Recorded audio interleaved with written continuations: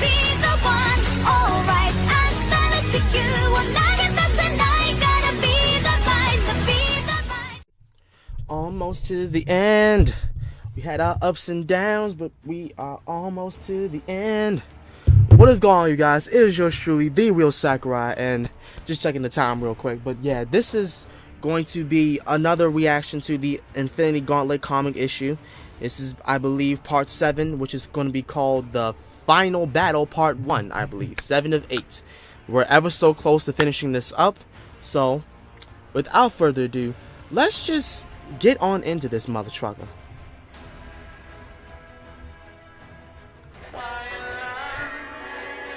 In the tree, and you're trying to make a fool out of she. Keep forgetting this thing gonna be loud as I don't know what. Y'all may not hear it, but it's loud as crap in my room right now.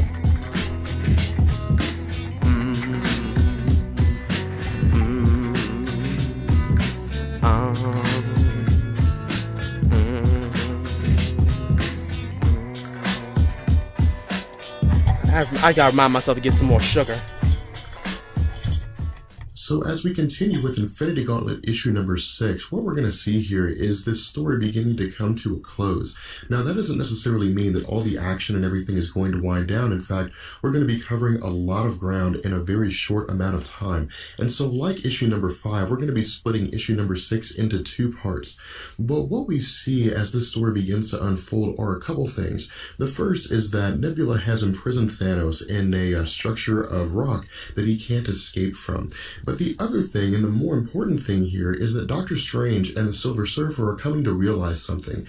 That Adam Warlock exists outside the realms of chaos and order, and in fact, may very well exist outside of this reality. And Thanos vocalizes this thought, or at the very least, he interprets this thought for us, and tells us that Nebula is completely unaware of Adam Warlock's presence. She doesn't know that he's there. Now, the reason why, in terms of why Thanos knew that Adam Warlock was there, but why Nebula doesn't know Adam Warlock is here, is because Thanos more or less tells her this. Thanos tells Nebula that her intellectual capacity is not up to task for wielding the Infinity Gauntlet, that in fact, she's not able to tap into its full power, and that if she was, she would have immediately known that Adam Warlock was there, even if on some kind of sensory level. Even if she couldn't physically see him, she would have been able to read his thoughts, or she would have known what he was thinking. Now, the fact that Nebula can't see Adam Warlock is an extremely important thing, and this will become a major issue later on, although it won't necessarily be in the form that you think it is. But what we see is that Thanos again continues to taunt Nebula. He tells Nebula that she doesn't have the vision to properly exploit the Infinity Gems, and Nebula asks him whether or not he believes he does, and Thanos says yes. He says, look at what it was that he was able to accomplish so far. Yeah, he almost damn near did it. Now this is really interesting when it comes to Nebula, because Nebula describes his actions as of killing off half the life in the universe in a very sarcastic way, indicating to us that this is something that she finds appalling. Now, whether or not this is because Nebula is trying to step into the role of a good guy here, or because Nebula is on the inside a good guy instead of a villain, is not something that's explained to us. But I would go as far as to say that Nebula, when you consider her previous actions in the Marvel Comics, especially when it came to eliminating the Nova Corps, is not necessarily a good person. But the idea of eliminating half the life in the universe is something that would be considered incomprehensible to all but the most extreme nihilists in the Marvel Comics, one of which is, of course, Thanos. And so what she says is that the reign of Thanos in the universe with regards to his possession of the Infinity Gauntlet is something that cannot be allowed to stand, and that she's going to use the Infinity Gauntlet to more or less set everything back to rights. But what we also see here is that Adam Warlock is signaling to Doctor Strange silently. And again, this is Adam Warlock taking precautions to ensure that Nebula doesn't know that he's there. And so Doctor Strange uses his magic to do something, although at the moment we don't know what that is. But what we see is that Nebula uses the Infinity Gauntlet to set everything back to the way it was before. Now, with the things that are coming up, with the things that are going to be taking place, I'm curious to see whether or not you would be able to predict them. Because what we're going to be seeing is that things are going to be changing in such a way that some very interesting circumstances are going to arise. But what we see is that as a result of Nebula setting everything back to the way it was before, that of course half the life in the universe is restored, but with everything being restored to 24 hours prior, Nebula, as Thanos explains it to us, reverts back into the previous form that she had when she was a husk of a being. And so Thanos, again, allows his arrogance to get the better of him as he begins to brag, as he begins to more or less taunt Nebula and say that when she has the power of godhood, she should be careful because whatever it is that she wishes for will come true. And so she has to exercise some measure of forethought. But before Thanos is able to seize the Infinity Gauntlet from her, Nebula restores herself back to the way she was before. And again, what she does is she allows her arrogance to get the better of her as she begins to taunt Thanos and re-imprison Thanos in saying that the mistake that he made was allowing himself to be arrogant, was allowing himself to believe that because she had been reverted back to her former form, that she would not be able to revert herself back, or I guess restore herself back to normal. But what we also see is that Adam Warlock appears to be reaching for the Infinity Gauntlet. Now, what it is that he intends to do here is something we're not entirely sure of, although we're more or less led to believe that maybe he's going to take this chance while she's talking to strip her of the Infinity Gauntlet. But what Adam Warlock does here is it seems as though he touches the Infinity Gauntlet. He touches the gem on the back of the hand. And when he does, the Silver Surfer is blasted with some form of energy. And what we also see is that as a result of her actions with restoring everything back to the way it was before, that the Shrine of Mistress Death is no longer there. And so they're more or less just standing on an asteroid, which presumably was what Thanos had used to create the Shrine of Mistress Death. And again, Nebula is demonstrating the fact that she doesn't know that Adam Warlock was here, and the fact that she doesn't know that he's left, that he's no longer in the scene anymore. And so what she asks is how it is that Doctor Strange and the Silver Surfer are still there when presumably they should have been destroyed.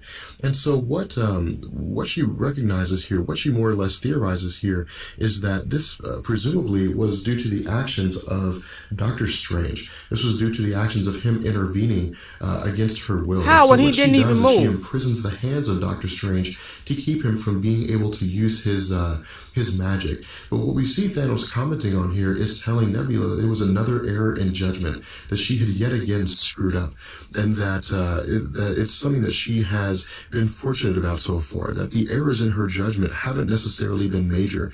But what she's about to learn is the fact that when she set everything back to 24 hours prior, that she didn't fully think it through. And the reason why is because 24 hours prior to the current events, the cosmic entities were not imprisoned. They were still free. And so what we see is that the cosmic entities have now been released from their binds. And more or less what's going to take place is an attempt by the cosmic entities to destroy Nebula. But what we see is that we transition back to the Soul World, to inside of the Soul Gem with Adam Warlock and the Silver Surfer.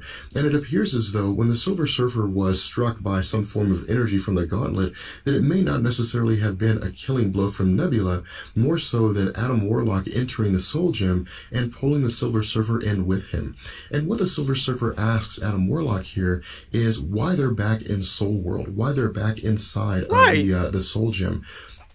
And what Adam Warlock says here is that his power is greatest within the Soul Gem, that he is bound to the Soul Gem in ways that he's not fully understanding of, but that it's such a bind that it allows him to utilize his full potential.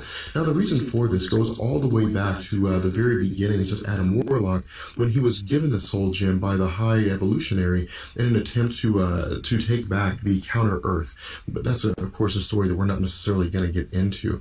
But what we see Adam Warlock saying here is, I guess, explaining to the Silver Surfer what he had previously explained to Thanos, or what we were already aware of, that in order for Adam Warlock to successfully bring an end to the Infinity Gauntlet event, that the Infinity Gauntlet had to change hands, that it had to leave Thanos' hands and go into the hands of somebody else. Now, whether or not it was going to be Nebula or whether it had to be somebody else is something that's not explained to us, and in this instance, I don't really think it really matters. Doesn't. But what Adam Warlock says is that Nebula's confusion here, the fact that she is overwhelmed for the most part due to the I guess, sensory input of the Infinity Gauntlet, of all the facets of reality, in addition to her recognition of newfound power, led her in a place where it was very easy to take advantage of that. It was very easy to use that to their advantage. And so what we see is that the Silver Surfer realizes that Adam Warlock knew that Thanos was going to lose the Infinity Gauntlet. And so the question is, what are they going to do now? What's going to take place? And Adam Warlock simply says that he's going to do what needs to be done, and that in order for this to succeed, he's going to need the Silver Surfer as a spiritual anchor.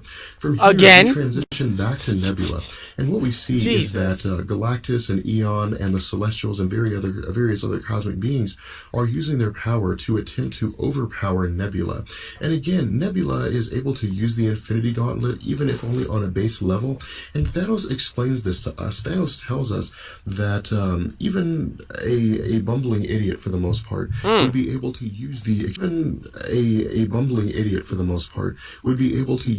extreme power of the Infinity Gauntlet to override the power of the cosmic entities, just because of the fact that even on a subconscious level, they would simply just not want to be defeated, and so the Infinity Gauntlet would exercise that power accordingly. But what we learn is that again, Thanos is commenting on the fact that Nebula, using the infinite power of the Infinity Gauntlet, is able to easily overpower the cosmic entity. She's able to defeat them readily. And what we see is that, for the most part, the cosmic entities appear to be entirely imprisoned. They appear to be cast into some form of stone and completely locked up. And what we also see taking place here is that Nebula is more or less stating that her reign of supremacy is just beginning, that her reign of omnipotence has just started, and that she's going to be effectively taking over everything. Now, what we see is that she's telling Thanos that he is going to be able to bear witness to a new astral dynasty. He's going to be able to bear witness to the new reality that she is creating, and that there's going to be a whole new era ushered in with regards to the Earth 616 universe. Then we see Thanos saying, "Let there be something," and Adam Warlock says disharmony. And this is very interesting here, because what Adam Warlock has done here is he's more or less merged himself with the Soul Gem. And by merging himself with the Soul Gem, he has reached out to the other 5 gems. And when he reached out to the other 5 Infinity Gems, he forced them to feed back onto Nebula. And when this happened, the Infinity Gauntlet became more than Nebula could bear, and so Nebula threw the Infinity Gauntlet down. And so at this point, there's no one in possession of absolute power. Everybody has a base set of abilities. At this point, we learned what it was that Doctor Strange was doing when he was using his powers.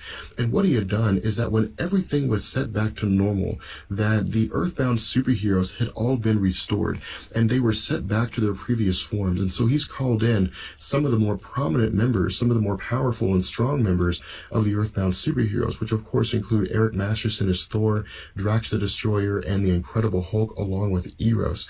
And he opens a portal to allow them to enter. But what we also see here is that Thanos has broken free of his binds. And for the most part, this is a very interesting set of circumstances, because what we're going to be seeing is that while Doctor Strange uses his power to attempt to confine the Infinity Gauntlet, that Nebula knocks him off guard. And when she does, the bauble, or I guess the bubble that encloses the Infinity Gauntlet, goes away. And so we see, in effect, this mad dash for absolute power. We see everybody rushing to try to gain this Infinity Gauntlet. We see that the Incredible Hulk is considering the Infinity Gauntlet for himself. Oh my God, everybody wants it? Thanos is trying to grab the gauntlet, and Drax the Destroyer is trying to beat up the Incredible Hulk. What we also see is that amidst the conflict, amidst the fray, that Adam Warlock reemerges from the Soul Gem. And when he does, he takes possession of the Infinity Gauntlet. And he simply says, "Let the conflict end." And what's really intriguing about this is that this is one of the foremost pivotal panels, or one of the foremost pivotal moments in Marvel Comics. And it's one of the most recognized moments in Marvel Comics, simply because it heralds the end of the Infinity Gauntlet event and ushers in the story of Warlock and the Infinity Watch. But what we see as we continue here is that Adam Warlock begins to take on this mantle, begins to take on this role of trying to achieve godhood as best he can, of trying to more or less become a perfect god in his eyes. And he says that he will deal with everything that has taken place in his own fashion. And initially, people are a little skeptical here. People are a little unsure. Thanos says that the gauntlet inherently belongs to him, and Adam Warlock replies by saying that he would simply lose it again because he doesn't really desire it. Nebula says that the gauntlet belongs to her, and the question she asks Adam Warlock is, what right does he have to power? What right does he have to the Infinity Gauntlet? And Adam Warlock simply says the Infinity Gauntlet is in his possession, and that that's right enough. And so what we see Adam Warlock saying is that his power with the Infinity Gauntlet is a claim that they would all do well not to dispute, and that he is going to more or less set everything to the way it's supposed to be. Now, what we'll see in Infinity Gauntlet issue number 6, part 2, is we will pick up with what all is going to happen. Well, he means Adam part Warlock 7, gains the part Infinity 8, Gauntlet, actually. what it is that he does here, and whether or not Adam Warlock will actually be able to demonstrate himself as a true and fair god, or whether he will succumb to the corruption that the Infinity Gauntlet, involves with regards to people who are wielding it. With that being said, I'm going to go ahead and bring this video to an end. I hope you guys enjoyed it. If Man. you let me know, and I will catch you guys later. Peace.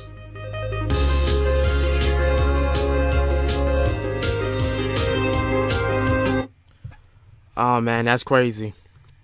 So now Adam Warlock has the gauntlet. At the end, everybody was trying to grab it. Drax was trying to grab it. Hulk was trying to grab it. Thor was trying to grab it. Nebula and Thanos were trying to grab it.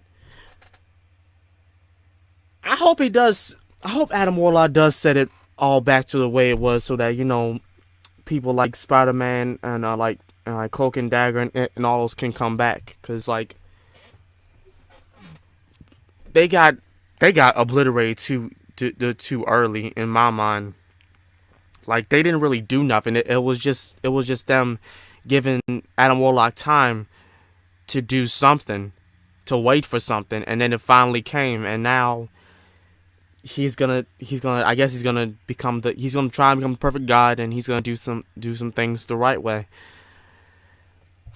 Well, I can't wait for the final part. I know it's probably more of this. I still want to do the whole backstory between Thanos and Adam Warlock, because I'm sure when I look at that, I'm gonna understand about it more, and about the whole deal with Thanos and how powerful he truly is, even without the doggone gauntlet. But yeah, that's going to be it for this reaction video. Thank you guys so much for watching. If you did enjoy it, please make sure to like, comment, and subscribe to the channel. I make these videos on a daily. Let me know what you guys think about this video. Did you like it? Did you hate it? What parts of this did you not like about it? What parts of this did you not understand? And we can have a grand old time having a conversation like this down in the comment section down below. Also, follow my links that are in the description.